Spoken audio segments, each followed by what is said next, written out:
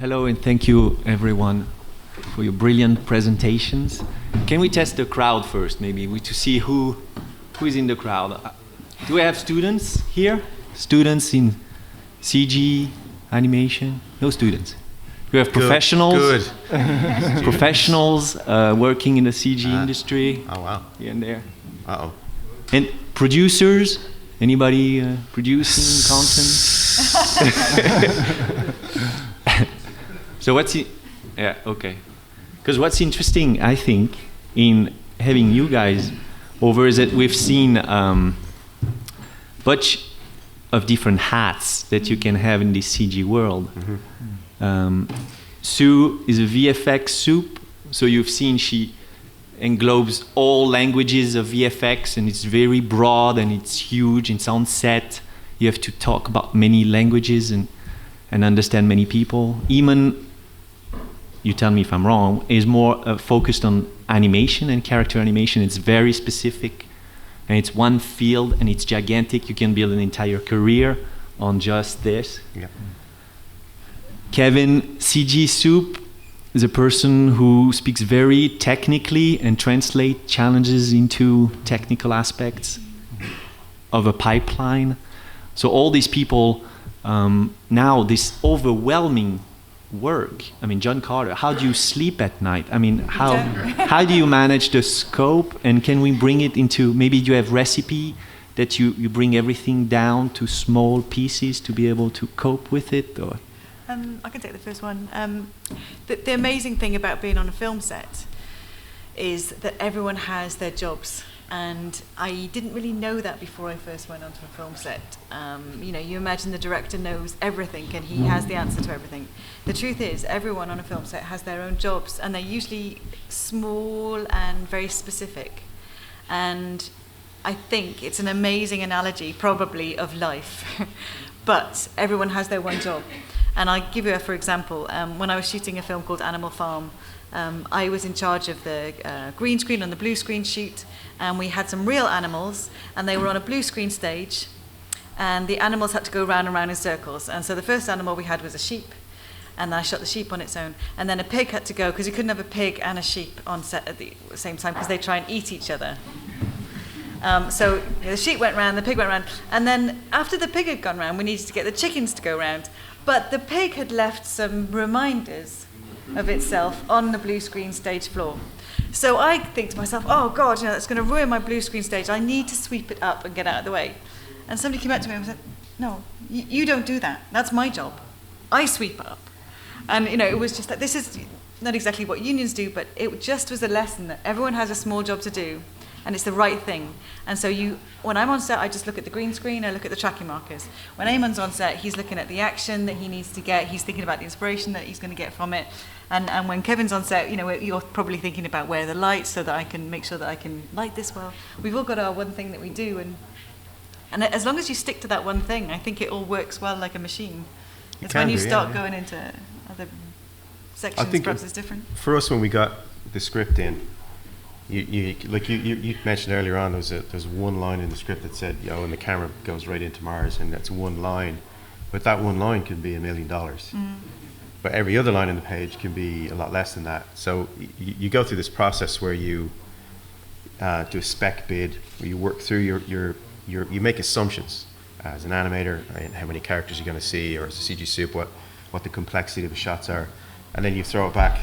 And oftentimes we get scripts from clients, and they just, what do you think this is going to cost me? And you come back and you go, well, if you do it like this, you do it like that. You know, we don't know what's in their head exactly, and usually we're just working off the written word. So that first phase is like buying her a drink, you know, and you know, and it's a bit of a romance. You have to kind of sit down and be honest, but at the same time, you don't want to scare them off, but you want to help them make a great movie. And there's lots of different ways to do this stuff. But sometimes when you get it very, like recently, we're getting a lot of scripts that are huge, like John Carter. And it will read, 1,000 creatures pile up against this castle wall. And you're like, okay, does it have to be 1,000? Could it be 100? Because you can make 100 look like 1,000, because that's what you do in live action. Mm-hmm. You'd film it cleverly.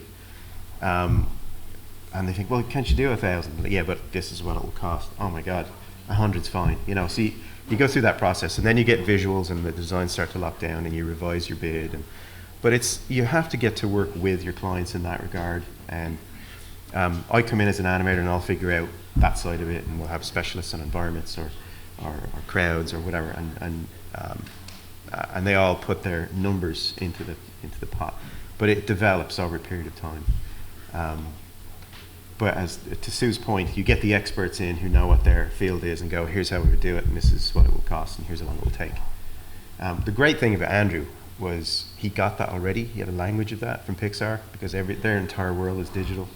So he already had a very strong language for it, and he was very well groomed in the process of approvals, knowing that I'm going to see it rough with no textures on it, then I'm going to see it with textures, then I'm going to see it lit. So he knew that, and I think that was really helpful. We don't always get to work with people who are as well versed in digital.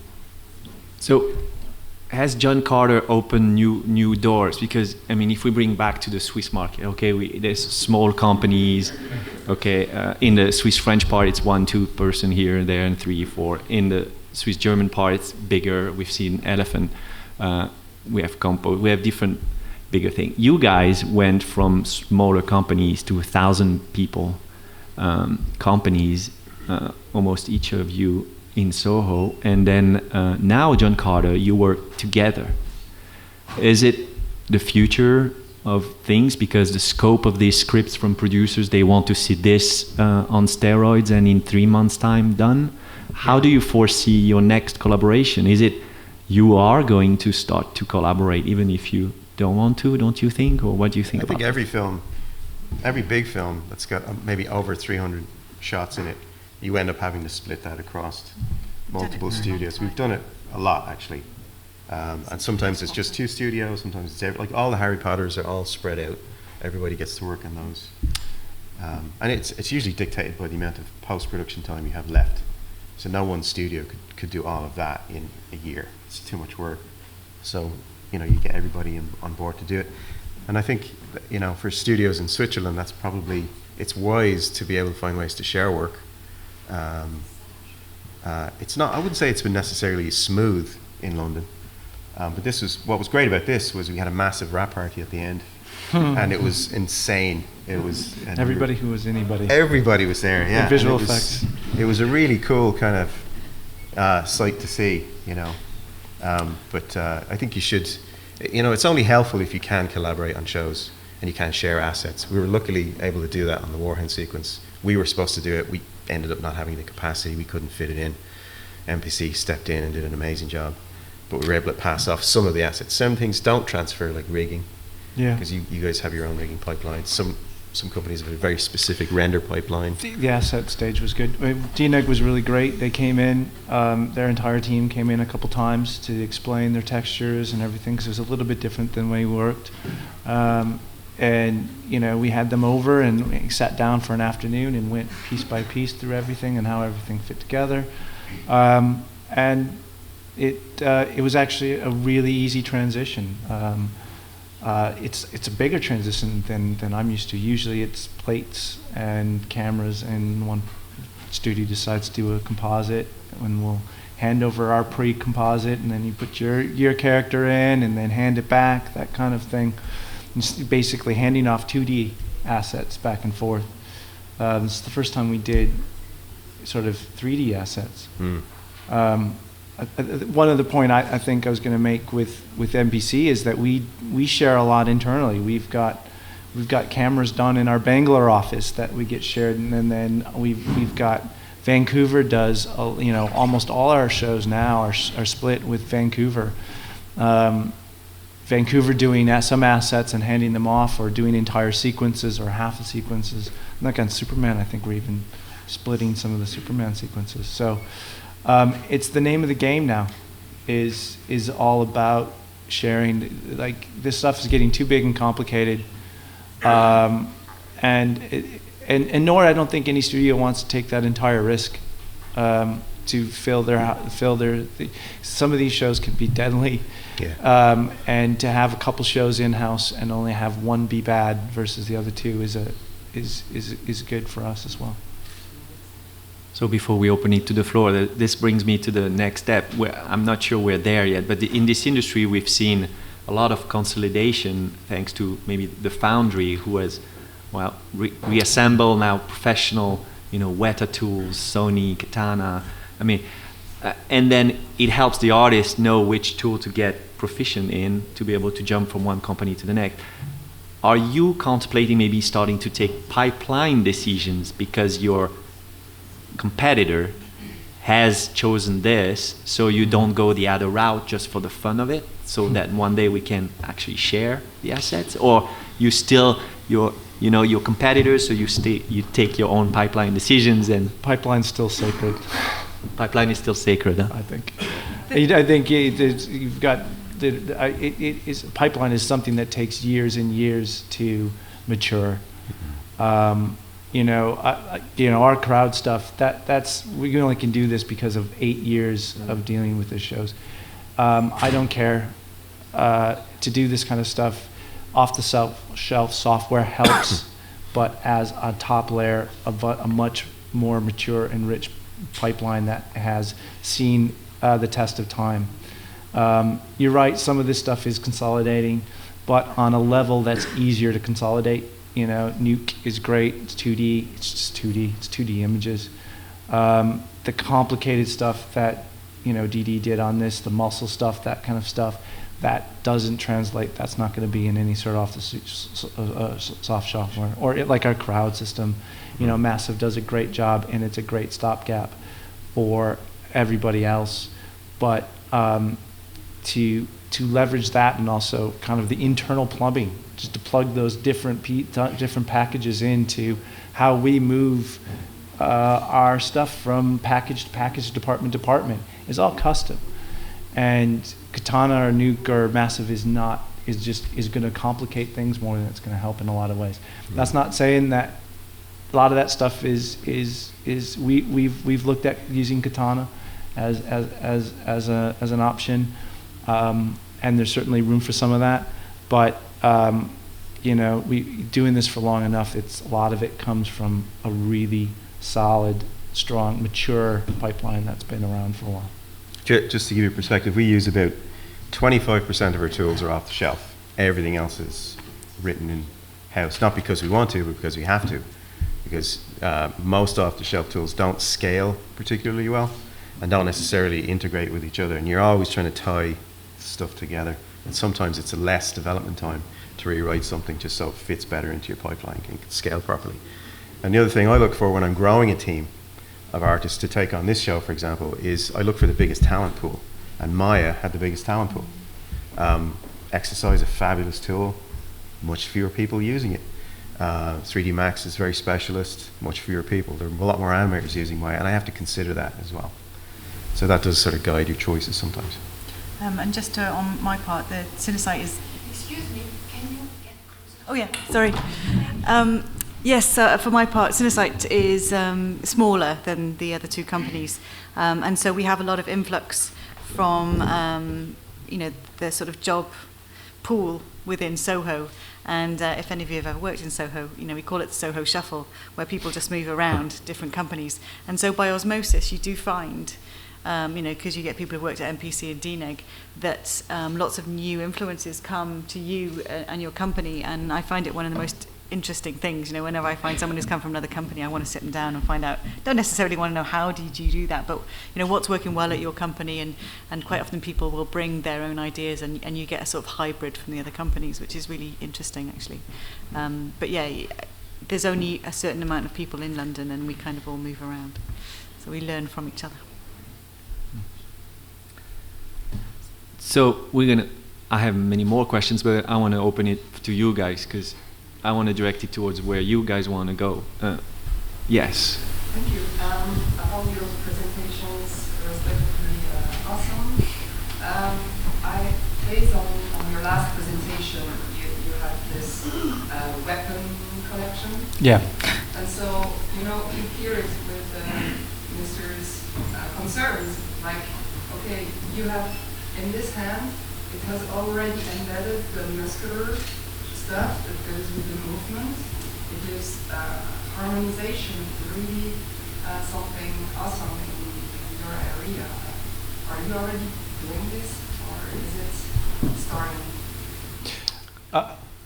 You mean muscles in the crowds? Is it what you? Like having those objects that you can then plug on an animated element, and then it would behave like the weapon. Right. Yeah, I think what you're saying is if you hand a character a certain weapon, is it going to react differently? And actually, we work the exact opposite way. You know, we animate a clip for him to have a one-handed weapon, and then we know that we could take any one-handed weapon and place that in his arm, and it would work. But we have to separate that out because we've got another animation over here that has a two-handed weapon, and we know we can put any two-handed weapon in their arms, but not a one-handed weapon kind of thing. We don't work backwards. It would be great, but I think for a crowd it would overcomplicate it a little bit, I think. But we had similar stuff at DNeg with placing Tharks on thoats, on the big creatures, and holding the reins and a weapon. So it starts to get really complicated. So which thing drives which, and you just have to be really clever about it, but you never want to make it so hard to change. You never want like the object you're holding to be driving what the main character is doing, because that would be really unintuitive to fix later if the director didn't like it. So constraints and the management of constraints, which means how you stick something into a character's hand, has been a big problem for us over the years, because you come up with one solution and then somebody brings a movie like this where they go, but there's a thoat, and on the thoat you've got baskets, and in each basket is a character, and each character is carrying something. And you're like, So every film is a challenge, and you try to break it down as a problem and figure it back out so you can adapt. Like, it's never a case that the first thing you do gets approved. Well, it's rare. It does happen, but it's rare. Almost every time you have to change it or improve it or work it up. So you have to factor that in as well, and it needs to be easy to take apart and put back together again. And that sort of drives our approach to tools and this sort of solution. Yeah, I think I was more thinking about, if this would democratize and everybody could do some stuff at home, they would pick those featured elements, animate their thing out of the shelf. Right. Right. There's not much automatic about it. No, they animate all the little parts. Yeah, it's and really then hard. The crowd system picks which. In movies, we tend to shy away from doing everything automatic because of the nature of change. I think the more automatic it is, the harder it is to break apart. Really. I think anytime you try to do something automatic, it is a surefire way that the director wants to change that, and then you have guaranteed. That just means you have to take it all apart and start over again. So. Yeah. Someone else? Yes. Yes, as supervisors, is it difficult to get a singular artistic vision from your animators or CGI artists, etc., because there are so many people working on VFX, so many, the director telling the supervisor, telling maybe the supervisor, etc. Is it difficult? Yeah, it's a challenge in every film. Probably our number one challenge as supervisors, to keep an entire team of a variety. Every single one of my teams, lighting what's not, juniors, mids, seniors, different motivations, different countries. Working in London, I would say about 60-70% of my crew's English is their second language, and they're all different languages. So yeah, there is all kinds of I don't know about you guys. There's serious challenges. What was cool with Andrew was he wanted to meet with the artist who's doing the work. Like Guillermo would be the same. He wanted to talk right to the person who had the paintbrush in his hand or the mouse or whatever. And that's great, but you've got to make sure that the person, the artist, isn't intimidated by that. Mm-hmm. That they're going to be able to say, to speak appropriately to the director. And that's a cultural issue, and that takes time to develop. Sometimes we get lucky and we get to work with the likes of Guillermo or Alfonso Cuarón or really creative people that know how to communicate what they want in a way that inspires. And that's why I show that video of Andrew, because you all got it. You could all tell what he wanted from the shot. It wasn't a technical talk. it was, you know, and he trusts his people to go and figure out how to do it.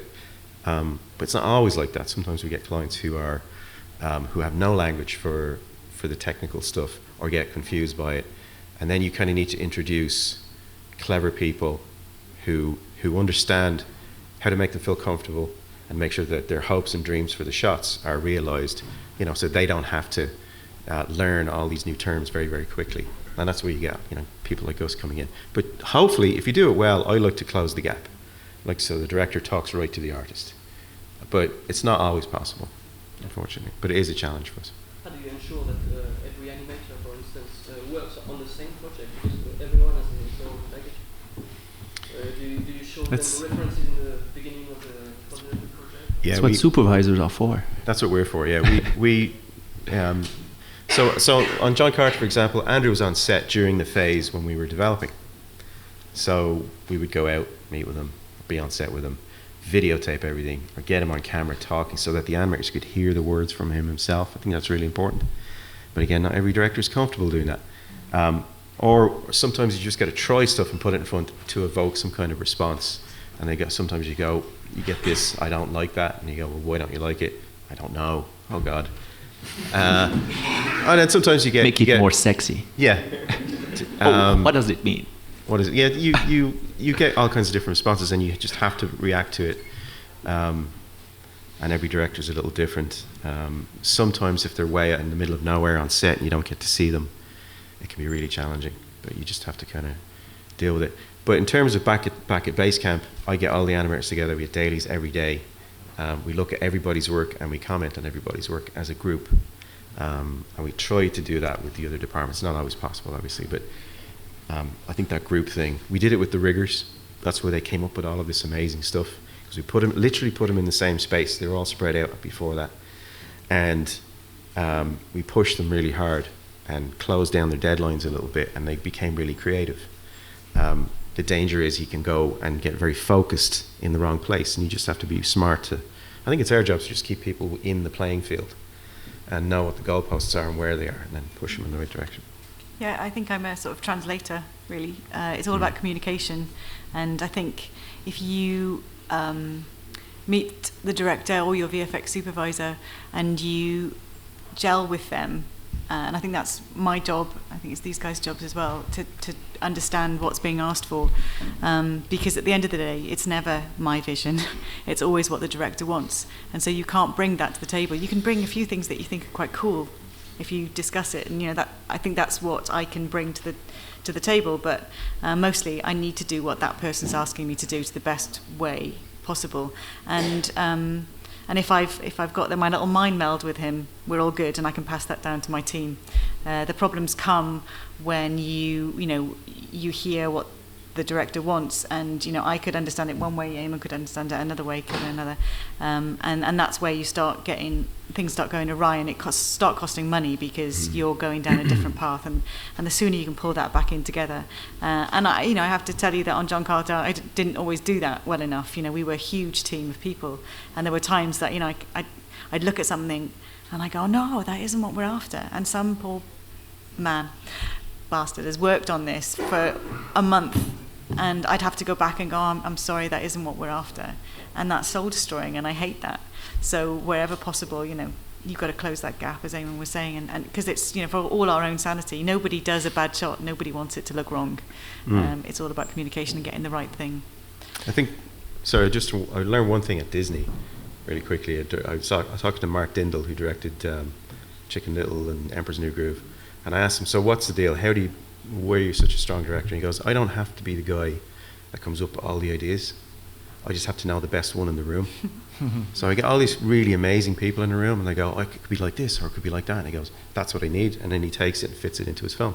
And it's I find that the same thing being an animation supervisor. So I have a great team, then they make me look like a god. So that's what works. That brings me...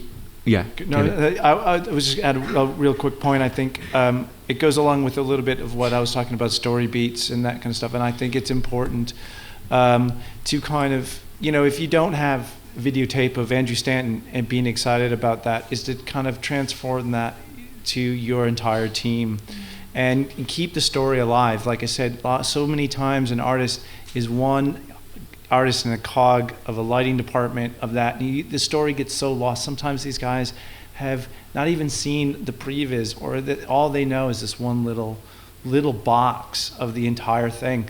And I think what at least I try to do is bring the bigger picture to some of these artists a lot more, so they get involved and they're a little bit more understanding of the whole, and to keep everyone on the same page with that, and bring groups together, like Ian saying, everybody coming together, all the lighters or all the animators in one room, and talk about it, and not just go move that little fill light and make this little adjustment. Talk in big picture type of things to help everyone kind of be involved, just like you get involved watching Andrew Stanton, you know, because you actually never have that. It's rare. So, if I might, we have one more, Sheila? I was just wondering, what was your biggest challenge with the stereoscopic format you had? Oh, yeah. We said the dirty word. We asked Andrew in the beginning, "Are you going to shoot this in stereo?" Nope. No. Are you sure? Nope. I hate stereo. He said it much worse than that, actually. He felt like he had enough on his plate making this film with all these visual effects and animation and live action, that stereo was just one extra thing that he didn't need to deal with. And he was convinced they weren't. And we just started filming and they said, "We're doing stereo now." And so we shot it as a 2D film and did a conversion later. We did a little bit of it, not a huge amount. And Cinesite did quite a lot. Cinesite did quite a lot. And they came up with a sort of, hybrid approach to doing the work. I think it was done very well for the sort of stage that we're at. I'm proud of the work. I think the interocular work was good. But for my side of things, it meant we couldn't cheat. And compositing's all about cheating.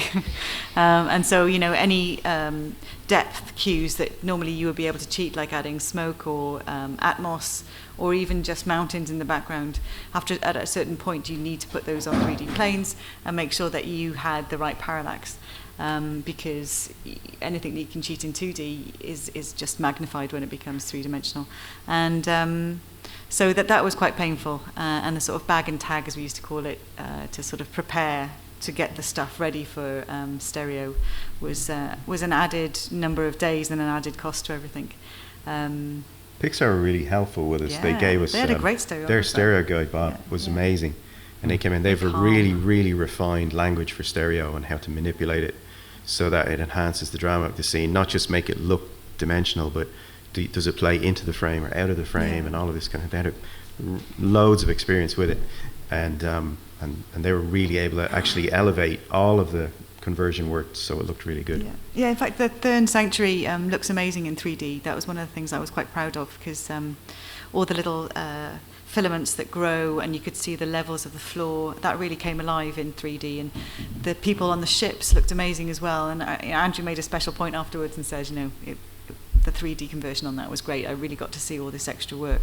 So in some cases, it really can improve your viewing of the movie. I'll leave it there. Mike. The fully CG shots were not rendered in 3D. They were still. Yes. No, we did. We did render those when they were completely CG. It made sense to do that. Yeah, and hence DNeg did the white ape sequence themselves all in 3D, because it wouldn't have made sense to work in reverse. Yeah. Even some there's some shots that weren't entire CG that we still rendered. Much of that Warhoon attack sequence is background plate, so almost all those shots were rendered in 3D. So it just whenever it makes the most sense. Just a ground plane. Yeah, exactly. Yeah. So, if I might, because you just worked on Ben-Hur of Modern Times, like this huge John Carter. So now you're going to go on to something else. So each of you in your own department. Sue, what are you going to do different on the next one because of John Carter? Oh, that is a great question. I'm going to give up work. More green screen? More jacket on set because it was cold? The thing I learnt, and I improved upon during John Carter was my confidence on stage and on set to say, it needs to be done this way. I think on previous shows I would have gone, it needs to be done this way. And now I was like, it needs to be done this way. Don't mess. In fact, the second unit director had me in a headlock at one point, and I was like, I don't care. It's just well, you need to do it. And so I had the confidence to do it because I knew that in order to make the shots of good enough quality, you had to start. You know, it's my whole thing about preparation again. But so I learned that during the shoot. But the things that I would improve upon for the next one, I found it very hard being in charge of 400 or so people. And communication, I could have improved upon on that. And I'm a big talker, as you can probably tell. So, you know, anything that I can do to empower my teams that I'm working with, you know, get them on side and get them enjoying it and loving the film in the way that I did, to pass that through so that they can pass it to their teams. You know, that's the way to do it. Because there's nothing worse than being disenfranchised and, you know, being the person there who just gets a typed note to say, you know, can you make it 10 times better? You know, that's... Those of you who have ever worked at Cinesite, you know, we have a system where an email comes to you, and I don't want that to ever happen again. You need to sit down with your supervisor who will explain to you how the things went, and it gives you the inspiration to make the shot better, not just, well, what do you mean by that bland comment? Because that can happen. So that's what I would improve on my next one. So meet more often with the crew and pass down the context. I think we talk about context. Even animation. From an animation specific standpoint, I think I would change the order that we did a few things. Nothing dramatic, but I'd like to push the front end part of our process to be to have a little bit more structure to it. I guess when I was at Disney and in my 2D roots, I became an animator by first learning to be an in-betweener, and then learning from other people who were better, working on other people's scenes that were really good. And then I sort of became an assistant, and then cleanup, and then an animator. And all the time you're actually learning from good people rather than being dropped in it. And I think there's in CG, animators just come out of school and they're animators. I think that we need to give that a bit more structure. So I think next time out I would reorganize my department a little bit so juniors, people coming into the industry, could grow quicker by working much more closely. I haven't figured out how to do it. Because we've done it. I've done it at Disney and I've done it at DNeg on different shows. But having a sort of an apprenticeship scheme, a school type, is where a shadowing type. Work, I think working behind someone. That would raise people's ability to deliver a first pass, which to me is the important bit. Like the first thing you show to the director has to be as strong as you can get it, or offer them options. And there's a number of things have to happen in there. And I think, coming off this, there were about 5 or 6 animators who had an amazing workflow. And it was really clear to everybody, but it was only clear to us at the end. Right? So next time out, I'd want those guys up the front going, we're going to work like this, and make sure that that technique is embraced by everybody. I think it's, you know, you try to be nice and try to accommodate people. We have animators from stop motion backgrounds, 2D, 3D, CG. They're all really good. But this is a unique thing. We got to work with one of the best animation directors in the world. And his workflow got the most out of us. It really did. And I think to hang on to that and move forward with it is really important. And I think that's what I would do. I'd just change our team structure a little bit. Encourage the animators to not be so precious, you know. So that's You're going to keep the MVN suit to have them act out their animation? It was really no different than what 2D animators would do with a mirror. Yeah. But acting something out, getting you wouldn't believe how many people won't get out of their seat and just do something because they don't want to look like an idiot, right? But you have to do it. You have to put yourself out there. Pixar has an expression they call it dropping trow. Dropping? Trow, which is short for trousers. Okay. Like drop your trousers and let everybody see what you got. And then take the criticism and then you move on. Or not, as the case may be. But I went there. Andrew brought me there, and we sat in dailies, and he said, "I want it like this, like Pixar dailies," and it was exactly like Disney dailies for animation.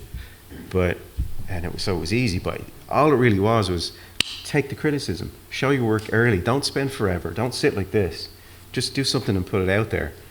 The criticism is not on you; it's on your choices. That's all it is. And once you start relaxing into that, people take it personally. It's very, very hard for artists to listen to feedback and critique. It's very hard, but you need to just get over that. And criticism is not on you; it's on your choices. Yeah, beautiful. Yeah. So that's what we do. Okay, Kevin.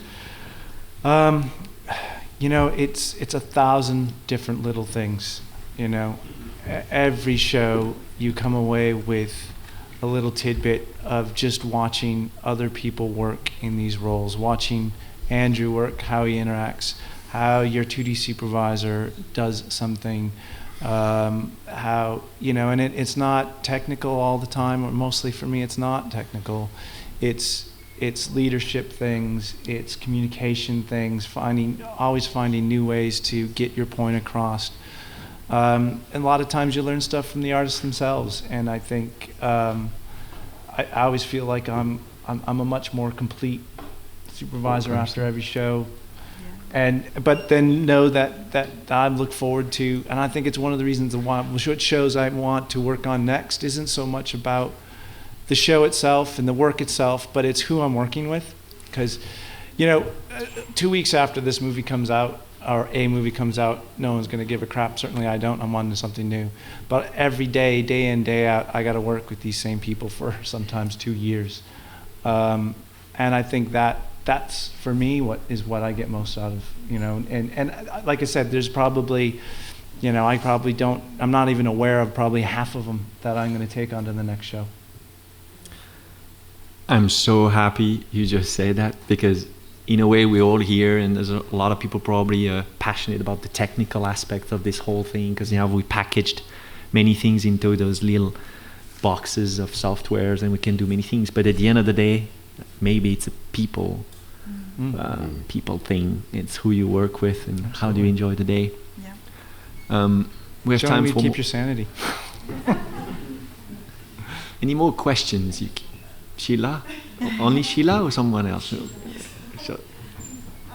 just want you have beautiful presentations. I just want to know if they are on the Blu-ray. I just bought it and Some of this stuff is on there, yeah. Some of it, not all of it.